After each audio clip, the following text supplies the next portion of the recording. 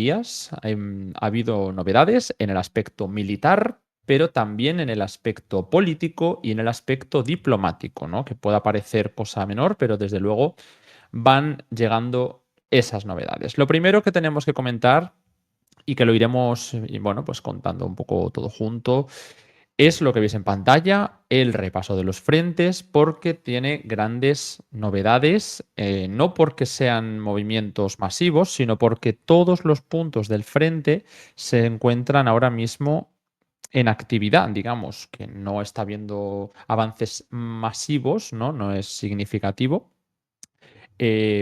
Cuando lo es, lo hemos comentado, pero hay que ir pasando por todos los puntos porque hay novedades, que es a lo que me refería. Vale, bueno, por empezar, nuestro título se centra en Rusia avanza en el sur de Donetsk. Hemos puesto sur de Donetsk porque, bueno, es una zona en la que la diferencia entre el sur de Donetsk y el este de Zaporizhia era bastante poco identificable, pero la realidad es que está ocurriendo a ambos lados de la frontera, ¿no? No hay esas fronteras administrativas, no se corresponden con una frontera física real. Y con ello, pues tenemos que volver a la que fue una de las grandes noticias de estas semanas, que ha sido la caída de Ugledar. Sabéis que el dique de contención que han tenido los ucranianos en este área, justo veis en color amarillo, las grandes manchas de color amarillo representan lo que se ha avanzado en 2024 desde el bando ruso, ¿no? Es importante atender a esta zona porque igual que pasó con otras como Avdiivka en su momento, la propia Bakhmut con sus salvedades, porque después sí que había establecidas líneas de defensa relevantes, bueno, pues implican que si los ucranianos no se han preparado en la retaguardia, no han preparado posibles nuevas líneas de defensa, el avance ruso iba a ser mayor. La cuestión es que durante estos últimos meses hemos visto a los rusos y a los ucranianos de alguna manera presionando en un punto para ver si se desviaban recursos a ese punto y poder avanzar por otro. Puede sonar un poco complejo, pero es lo que ya se hizo en la campaña de Avdiivka, cuando los rusos consiguieron llegar hasta las afueras de Pokrovsk, también en la campaña de Kursk, iremos con todas ellas, no os preocupéis, donde los ucranianos lograron romper la débil línea fronteriza rusa. Digo débil porque a la vista está que no había unas defensas consolidadas en un frente que es inmenso, es inmenso. Si un país tiene que estar defendiendo todo lo que veis en pantalla, más las fronteras físicas que tengan con Chernigov, Sumy o Kharkov, bueno, pues el frente se hace inabarcable, ¿no? A nivel humano y material. Por eso pudieron los ucranianos entrar en Kursk, pero la cuestión es que, bueno, pues ha habido avances y los rusos han recuperado parte del territorio, luego iremos con ello. Lo que quiero decir es que lo que se ha hecho a veces es presionar en Kursk o presionar en Donetsk para poder mover las tropas en otro punto del frente, desviar los recursos del rival. Los ucranianos lo intentaron con Rusia, que desviaran los recursos de la campaña de Pokrovsk hacia Kursk, pero no fue fructífero y han conseguido los rusos consolidarse en las afueras de Pokrovsk, pero los rusos sí han tenido más éxito a la hora de desviar esos recursos ucranianos, ya que en los reportes en Pokrovsk y se empieza a ver algo en Ugledar, un poquito menos por ahora, es que los ucranianos no tienen suficientes hombres entrenados con material, etcétera, para poder cubrir todas las defensas que tampoco están excesivamente establecidas en las afueras de las localidades que han servido como dique. Básicamente, detrás de Avdiivka, que no había grandes defensas, y detrás de Ugledar, que estamos viendo ahora, a ver en qué punto queda. Bueno, si nos fijamos en el mapa, por ir ya sí o sí con el frente, Ugledar se encontraba en esa carretera de la que tanto hemos hablado aquí, tanto hemos hablado, Marinka con Ugledar, que estaba bajo control ucraniano y que, bueno, pues los rusos intentaron tomar por el sur, fracasaron notablemente en varias ocasiones y han ido intentando tomar desde el este de manera más exitosa pero más lenta. Finalmente todo acaba llegando, Novomijailivka, Konstantinivka, Bodiane, todo eso lo veis en pantalla y con ello pudieron presionar Ugledar por el norte, digamos, por el este, por el oeste y un poco por el norte. Ugledar acabó cayendo hace muy poco, hace unas semanas. Y desde entonces ha habido ya 2 o 3 puntos de avance importantes que hay que señalar, porque no nos vamos a olvidar del frente porque ya no esté la batalla de Ugledar en curso, ¿no? Aquí hablamos siempre de todo lo que es relevante. Y los 3 puntos de avance principalmente han sido desde Bodiane, que veis un avance, ¿no?, hacia la localidad de Boyablenka. Veis un pico que se dirige hacia la zona noroccidental, avanzando por esas distintas áreas de minas que habían controlado los rusos previo a la batalla de Ugledar, a la última de las mismas. Y bueno, pues con eso nos estamos viendo con las tropas rusas a las afueras de Boyablenka ya. Otro de los puntos había sido desde Konstantinivka, que ya es algo previo, pero bueno, se ha ampliado también el campo al norte de Bodiane, acercándose a la otra línea de pueblos, en la que se encuentran, bueno, no se ve ahora mismo en pantalla, pero para que sepáis, está justo la línea que conecta Novomijailivka, Konstantinivka, que sí que las veis en pantalla, con esa aglomeración al sur de Kurajovo. Son una serie de pueblos que, bueno, no voy a decir todos los nombres porque son muchos, muy pequeñitos, pero el principal en el punto de frente es el que está conformado por Antonivka y Katerinivka. Bueno, pues los rusos ya están a las afueras de los dos. Y el tercer punto de avance está justo al oeste de Ugledar. Una vez que han avanzado los rusos en torno a Ugledar, han asegurado un poco las afueras, la zona norte, la zona occidental, se ha producido un avance en dirección Novoukrayinka. Ahí lo veis, muy bien. Además, ahí ya podéis ver los dos pueblos que os mencionaba antes, de Konstantinivka y Novomijailivka, hacia Antonivka, ¿vale? Y también el de Bojoyablenka. ¿Veis los dos avances que os he mencionado? Y el tercero es el que os señalo ahora en el entorno de Ugledar y Preshistivka. Preshistivka ya lo controlaban los rusos antes. Eso no es novedad. Pero cuando decíamos que sin Ugledar se ponían las cosas mucho más complicadas para Velika Novosilka, no estábamos bromeando en ningún caso.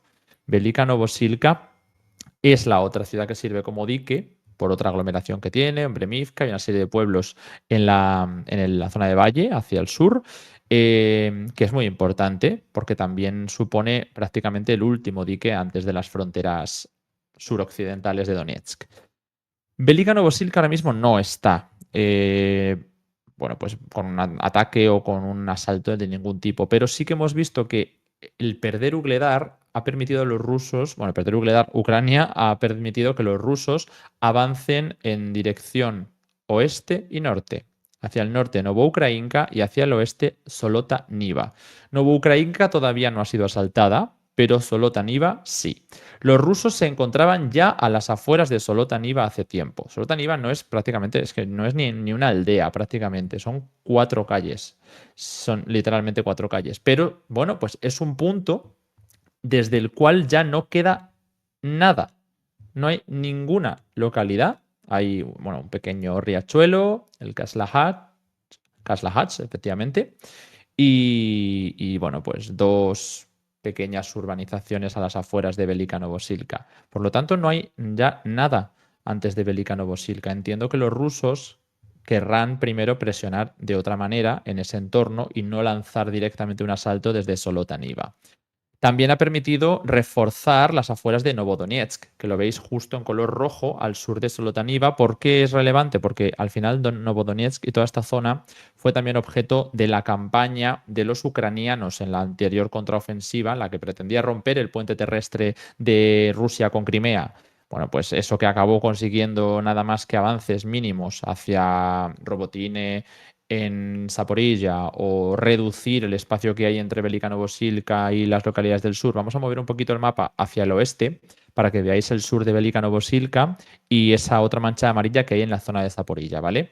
Porque gracias por aquí, Alex Cosmonaut, por ese Prime. Muchas gracias. Bueno, bien, ahora lo veis en pantalla. Esas son las zonas de color amarillo que os quería enseñar.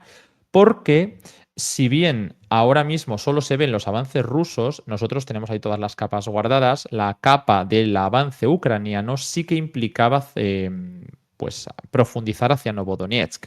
Todo este territorio lo tomaron los ucranianos en la contraofensiva. Es verdad que no llegaron a Mariupol, no llegaron a Berdiansk, no llegaron a Tokmak y a todas esas zonas que dijeron que querían tomar, pero sí consiguieron una parte de campo al norte de Novodonetsk y al sur de Velika Novosilka. Todos esos pueblos que se encuentran al sur de Velika Novosilka, si lo podemos acercar un poco, son los que han recuperado los ucranianos durante esa contraofensiva, ¿no? En 2023. Claro, eso lo poníamos en color verde. Ahora mismo ya solamente se ven los avances de 2024, lo cual demuestra que este frente lleva más o menos estancado más de un año, ¿no? Estamos hablando ya de un estancamiento profundo. Los rusos solo han conseguido recuperar 2 pueblos en la zona, que son los que veis en color amarillo, Urozaine y Staromayorsk, y ahora, ya después de mucho presionar en Ugledar, han conseguido retomar el norte de Novodonetsk, gracias al avance sobre Solotaniva, ¿no? Bueno, ya había algo de presencia ahí, pero lo están ampliando ahora. Bueno, ¿es significativo? No, la verdad es que hay que decir que lo más importante no es esta recuperación de campos, ni siquiera por lo simbólico que pueda ser el eliminar las zonas que habían recuperado los ucranianos en la contraofensiva. Pero hay muchas zonas de campos cuando lo son que decimos que son significativas. En este caso no. En este caso lo significativo es la posible estrategia en torno a Velika Novosilka. Eso sí, porque ya se podría presionar desde Solotaniva, se podría presionar por la zona del valle si se consigue avanzar hacia el norte, y porque surge esta nueva zona de avance en Zaporizhia.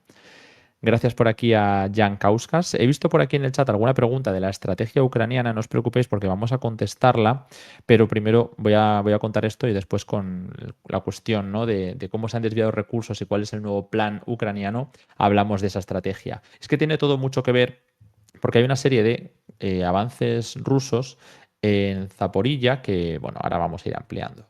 El primero que os decía es este, que veis que solo hay un pueblo en color amarillo que se llama Levadne. De nuevo, eso sí que ya es que no sé si se le puede llamar pueblo, porque ya no son ni 4 calles, son 4 casas. Pero igualmente puede ser relevante porque ya son 3 zonas en torno a Velika Novosilka que podrían estar en juego.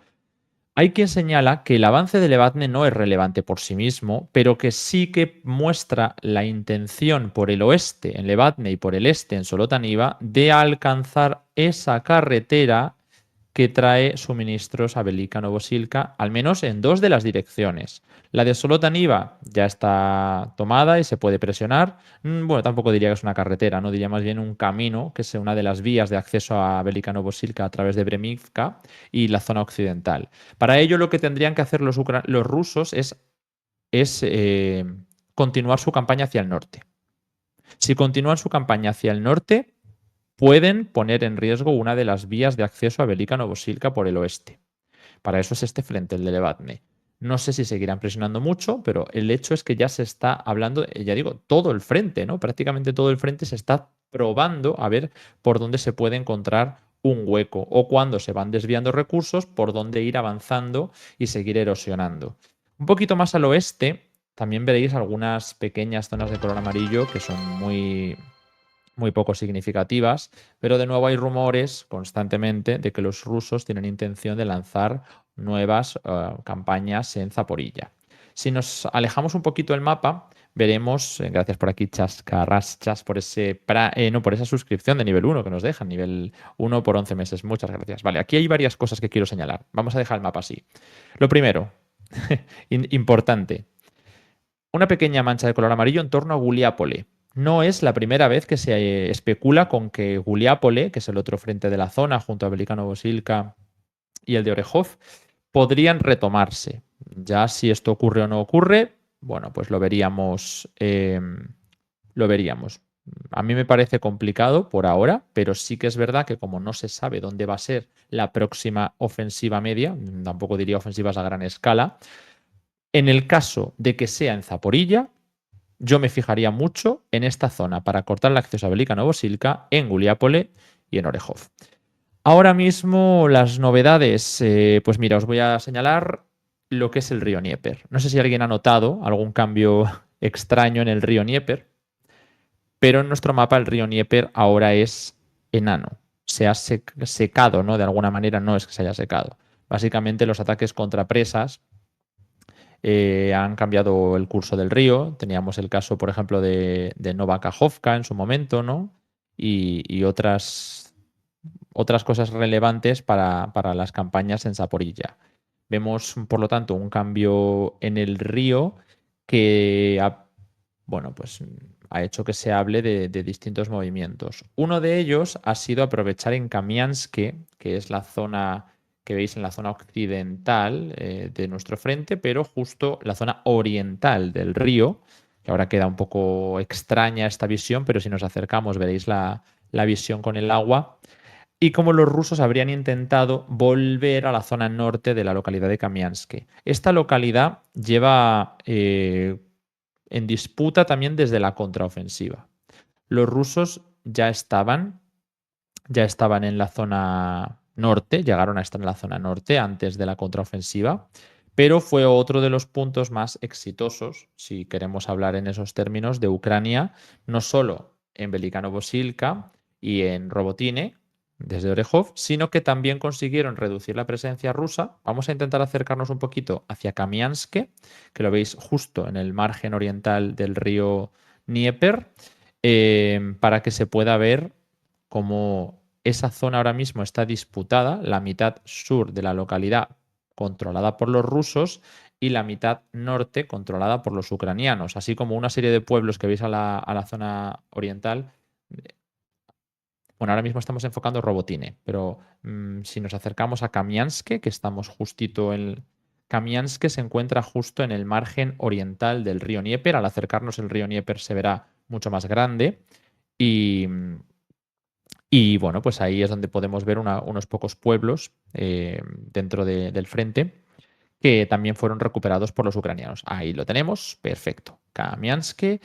El norte bueno, estuvo disputado, pero los ucranianos lo conservan y consiguieron presionar a los rusos hacia el sur, hacia esa zona de campo, esa zona de pueblos que veis. Veis Lovkove, veis Piathatki, esas dos localidades son las dos que han conseguido conservar los ucranianos después, un poquito más al este de Kamiansk. ¿Vale? Y bueno, si lo veis, que los rusos habrían lanzado un asalto hacia el norte de Kamiansk durante estos días, pero ya habría sido repelido por los ucranianos. ¿Vale? Entonces ya os digo que al acercarnos al mapa vemos este modo del río, pero es complicado entender ahora mismo cómo se encuentra el río Dnieper debido a tantas disrupciones, ¿no? Y cambio. Incluso se ha conseguido el cambio del caudal. Vale, bueno, pues si nos vamos del sur, que ya hemos hecho un repaso bastante extenso a esta zona, habría que hablar también de la aglomeración de Kurajovo y Pokrovsk. Entonces nos volvemos a Donetsk, pero para que veáis que en el caso de que hubiera algún tipo de campaña en Zaporilla y en el sur de Donetsk, que es prácticamente el mismo frente, sobre todo hasta Guliápole, em, es probable que se apueste por estas áreas, porque ya está habiendo ataques probatorios en el entorno de Guliápole, de Velika Novosilka, del pueblo este que os he dicho al oeste de Velika Novosilka, del Levatne y también de Kamiansk. Vale, vuelta a Donetsk. Solamente es, bueno, ahora recordaros que se están renovando las suscripciones ahora mismo en la meta, así que si alguien tiene la posibilidad de dejarnos el Prime se le agradecerá muchísimo para ver si conseguimos avanzar en esa meta, en ese objetivo de hoy, que no bajemos de los 1000 que se van actualizando porque, bueno, hay que hacerlo manualmente si tenéis Prime y si son, bueno, de regalo o suscripción ordinaria, pues se pueden hacer cambios en cualquier momento. Así que, bueno, os lo agradecemos a todos vosotros por ese apoyo. Y sabéis que, como siempre, en la página web nos podéis dejar uno que nos llega de manera más completa. Vale, ya estamos en Donetsk. Veis aquí ese. Gracias por aquí a Tranquineno por ese Prime, que se acordó de renovar. Muchas gracias. Bueno, es nuevo, me parece. Sí, es nuevo. Muchas gracias. Vale, vamos con Kurajovo.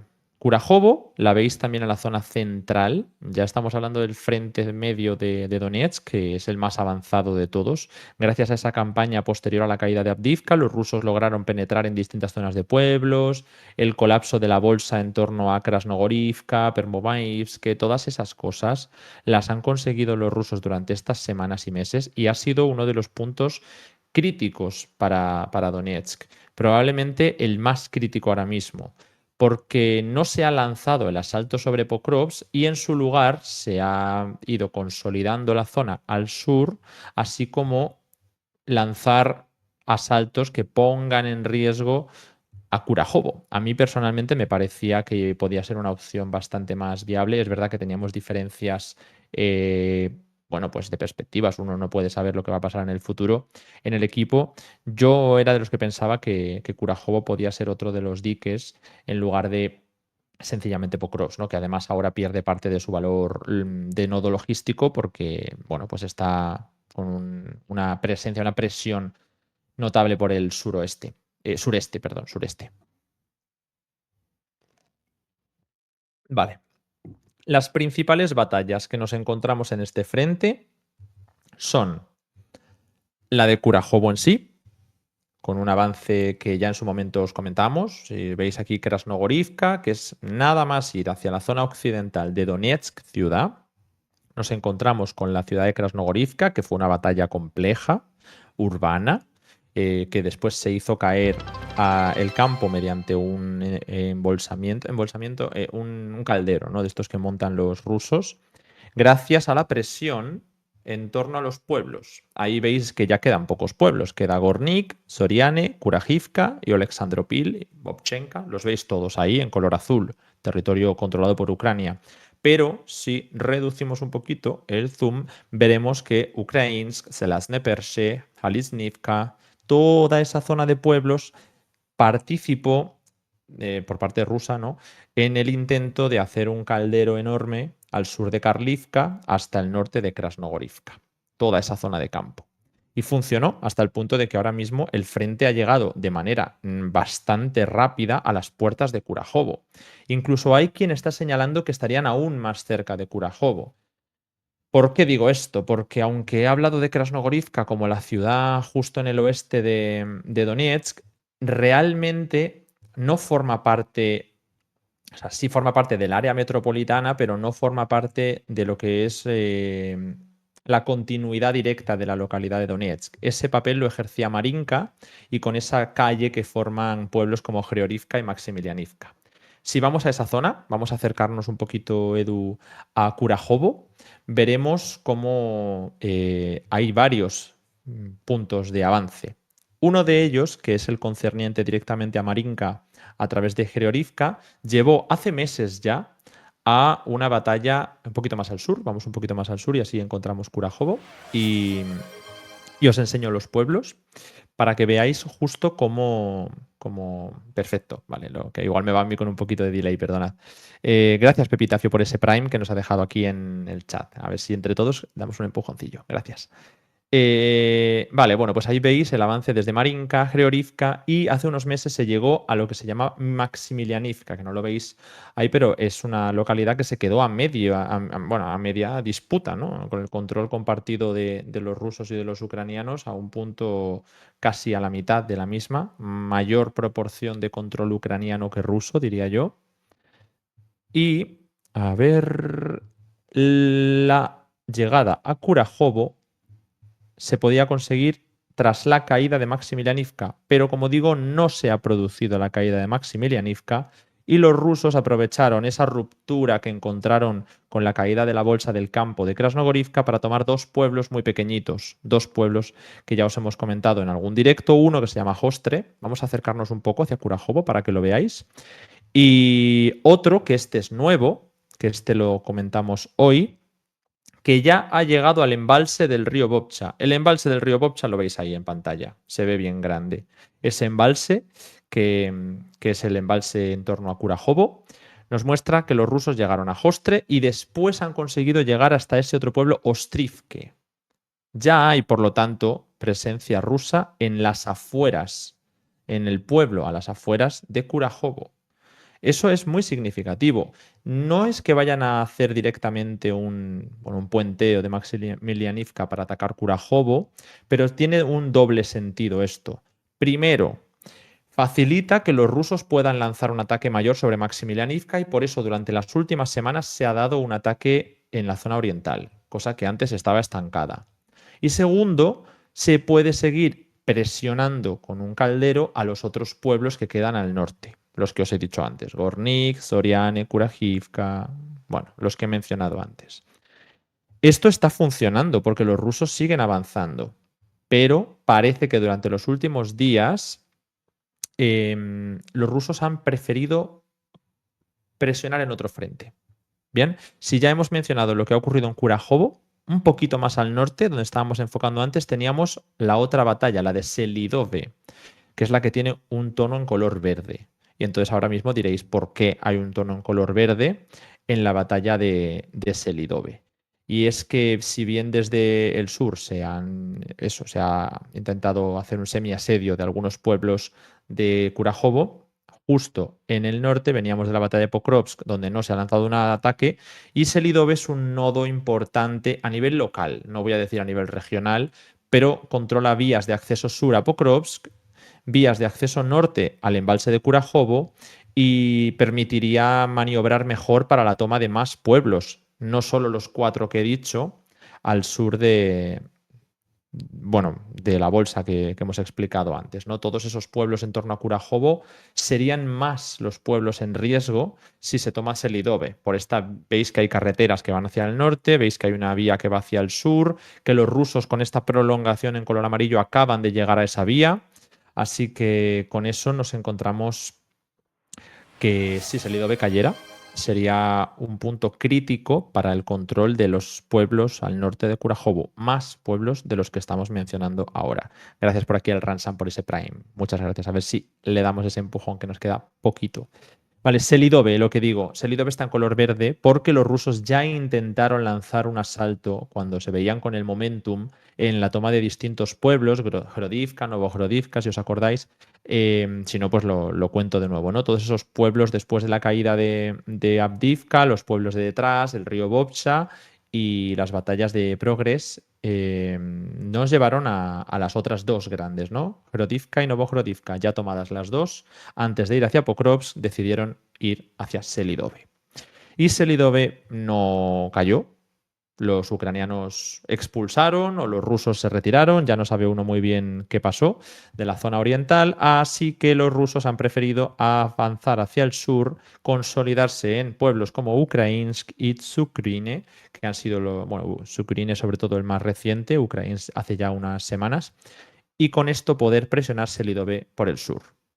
Y por ahora está funcionando, ¿no? Digamos que hay riesgo de que se tengan que retirar de Selidove los ucranianos, viéndose, como ya estáis observando, ¿no? Presionados por el este, parcialmente por el norte y ya por el sur, incluso por la vía suroccidental, ¿vale? Esto es significativo. Si cae Selidove, tendremos que hablar de una reconfiguración de las batallas de Pokrovsk y de Kurajovo. Insisto, sin Pokrovsk y sin Kurajovo es muy difícil mantener cualquier tipo de presencia en Donetsk sur o Donetsk central ucraniana antes de las líneas fronterizas con Dnipropetrovsk, las líneas del Oblast. Y luego ya Velika Novosirka, que ya hemos explicado su importancia antes, ¿no? Y porque, bueno, pues si cayera, pues también sería un problema. Si es que lo estáis viendo bien en el mapa, ¿no? Justo veis Pokrovsk, Kurajovo, Velika Novosirka, se ven con una distancia tan grande ahora mismo en el mapa y son de las que destacan.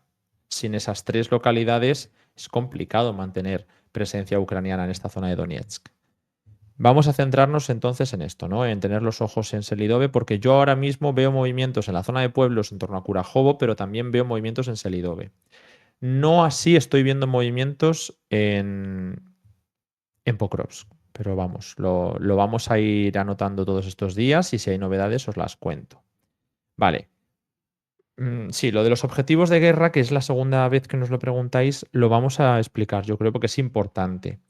Lo quería haber contado un poquito más tarde, pero mira, lo voy a mencionar ya, ¿no? Porque al final es normal, ¿no? Causa mucho interés. ¿Por qué todas estas batallitas locales? ¿Por qué tanto desvío de recursos? ¿Por qué es importante que caiga un pueblo, que caiga una ciudad más pequeña, más grande?